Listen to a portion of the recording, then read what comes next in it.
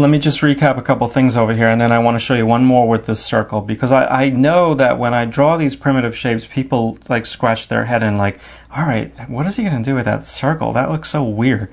But let's go back to this composition again. So let's just say, for argument's sake, I was going to do it how I feel could be the wrong way. That could ruin it. So maybe there'd be like a manhole cover over here. So I go like really dark, and maybe I have my person over here. I'd have my building. Some of my buildings would be like really dark. I'd have some texture again, my clouds. Maybe I have like all different like toned windows. And so do you see how everything becomes equal and it becomes patchy and very linear? And I'm pro line. Like, I love to draw with line.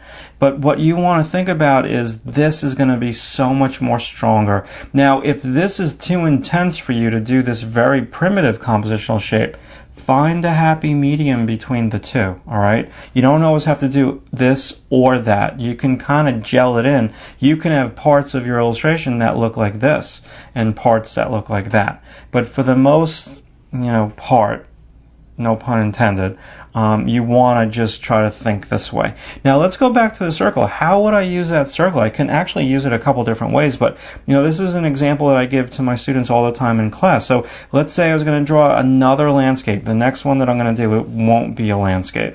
It'll be going back to that 3-point perspective drawing that I already did a tutorial on today. I'm going to use it for a compositional shape. So let's say I've got like foliage over here. I got tons of like leaves. Big oak tree, big thick trunk over here, and it's all going to be kind of on the dark side. So I've got some more foliage, and I'm going to have really dark leaves. Big thick oak trunk right over here. A la the Hildebrandt brothers. If you've ever seen their illustrations, they look really kind of fantasy. Well, they are fantasy-like. So, this big fat oak tree thing like that kind of reminds me of their illustrations. So I really press down hard. So now I've got my two big trees framing out the image, and they're kind of going with the oval. All right? So I'm using dark against light. So now I've got my foreground. So my foreground is going to be tall grass. And I'm going to shade that. This is all going to be kind of in shadow. So if I wanted to, gotta watch my time here. If I wanted to, I could, render this out like a little bit more. Just pay attention to my tree trunk and my roots where, they touch the ground, and a little bit more down over here with some foliage. Maybe add like a rock or something. I don't know. But I want to just hold true to my oval. So now I've got my background. And my background, I can do a horizon line. I can do like a far off distance hilltop, or I could basically have two people sitting right over here in my foreground, and that's where my eye would look if I do it in a way. Right now there's no value control, so they're not really popping. So now if I just press down harder with both of them, maybe there's like two people hanging out in the park. Using the park a lot today. That's like my seems to be like my reference, the park.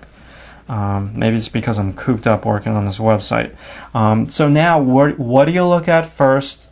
Right here and here. And we still have the integrity. We're losing it a little bit. All I've got to do is press down a little bit harder and loosen some of my trees up. That is this. It's the compositional shape. And you can do the reverse with the oval. I mean, I can also do like a gradation in the sky. That gradates down. And that also will help with the whole oval composition. So I think, or at least I hope that you're kind of getting a feel for what I'm talking about now. Again, you don't have to be so exact. I can have some like branches come down and break it like a little bit. I can have some light over here, some negative space light inside there, and that would add to like the interest as well. And I could push like the 3 value thing like a little bit more,